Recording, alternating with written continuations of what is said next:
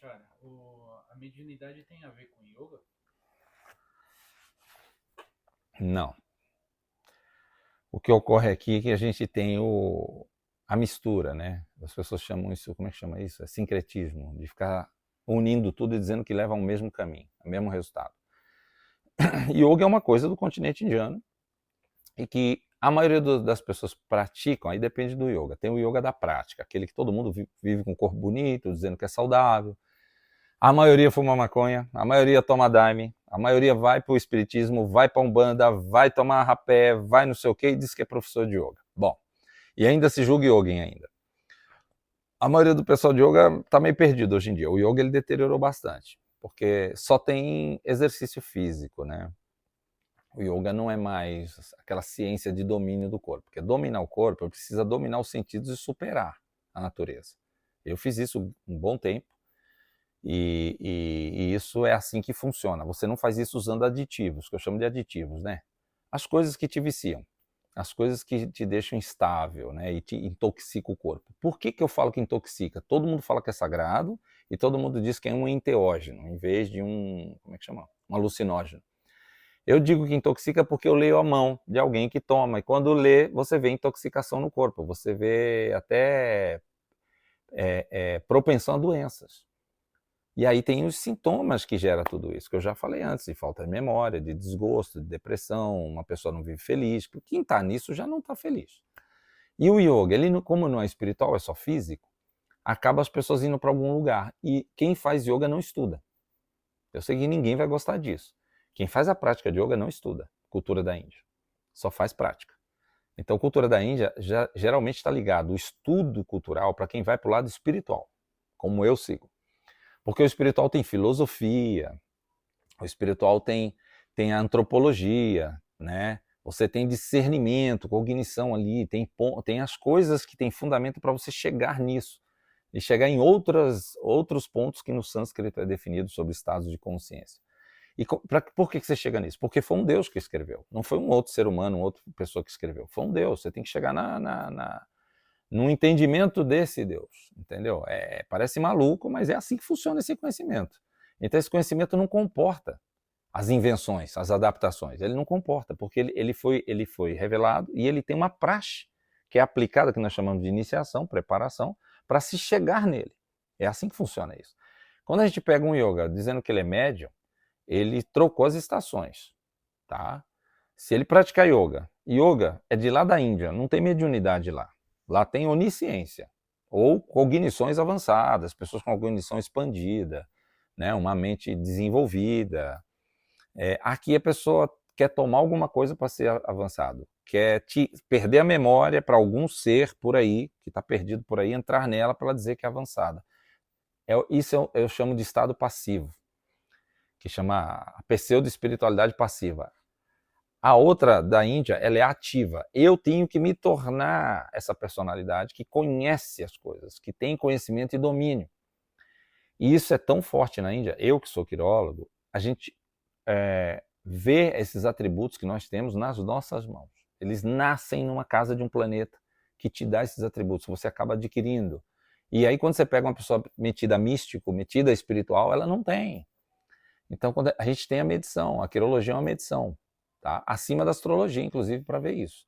Porque nós temos medição de quem está iluminado, de quem não está, se o cara for um cientista como Einstein, se ele for um Pelé, uma excepcionalidade, tudo que a pessoa tiver e não tiver, na mão vai apontar. Até uma onisciência vai apontar na mão. Se ela tiver uma cognição, se ela tiver princípios de família, se for uma pessoa estável, se for uma pessoa louca, se for uma pessoa esquizofrênica, se for um outro que toma coisas o dia inteiro e vive viciado, o corpo vai avisar e vai transparecer nas mãos. A mão é a aferição.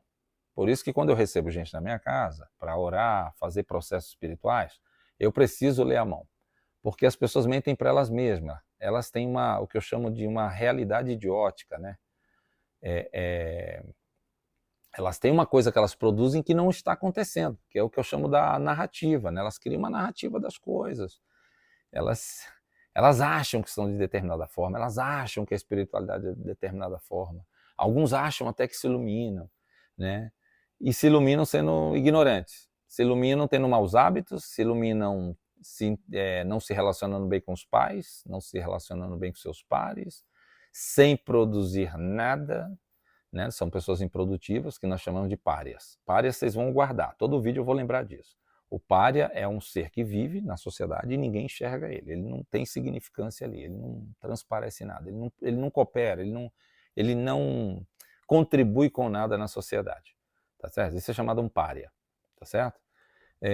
Então, assim, quando a gente fala em yoga, ele é um exercício físico. Quando alguém quer ir para outro nível, vai para a espiritualidade, arruma alguém qualificado para ensinar, aprender com ela, com os exemplos dela, assim como aconteceu comigo. Eu aprendi com uma pessoa que tinha, que a gente chama de qualificação espiritual, uma pessoa que tinha família e tinha espiritualidade já de gerações. Eu aprendi de uma linhagem que veio de gerações. E é assim que a gente aprende, com a experiência de outra pessoa que te dá durante anos. E quando a gente aprende, a gente não acessa a coisa da mediunidade, porque a mediunidade não é no nível do sânscrito, por exemplo, ela é abaixo. Ela não chega nesse nível. O nível do sânscrito é outro, cosmicamente, que aqui não cabe explicar. Mas não é, se uma pessoa fizer yoga e chegar no mediunismo, ela, no mínimo, se identifica com alguma linha mediúnica. E a linha mediúnica não tem estudo, muitas não têm antropologia, muitas não têm nem tempo de vida para embasar o que está falando lá dentro, né? Então, quando isso ocorre, alguém se identifica, o máximo que vai acontecer é você se tornar alguma coisa, que nem você entra numa igreja, vai se tornar um diácono, um pastor, alguma coisa. Alguns são relevantes, outros não. Vai para uma outra religião, você vai se tornar algo dali de dentro da religião não vai fazer diferença na tua vida, você não vai ser alguém relevante na vida, você não vai, tá entendendo? Porque essa é a história das religiões. Religião não tem estudo, não tem antropologia, não tem física, não tem metafísica, não tem estudo de bioquímica, não tem estudo de psicologia, então você não vai ser nada. Você vai ser alguma coisa estudando física, estudando direito, estudando jornalismo, estudando história, estudando alguma coisa. Ou uma espiritualidade como essa aqui, que tem estudos científicos, estudos antropológicos, estudos metafísicos. E aí você tem que ter tempo para maturamente entrar numa realidade da existência, saber o que você tem que ser na existência, né? O quanto você precisa fazer diferença, tá certo? Então, tanto viver de gratiluz, fazer yoga e dizer que é médium, que recebe conhecimento sei lá de quem, você não recebe conhecimento nem de quem está vivo, cara.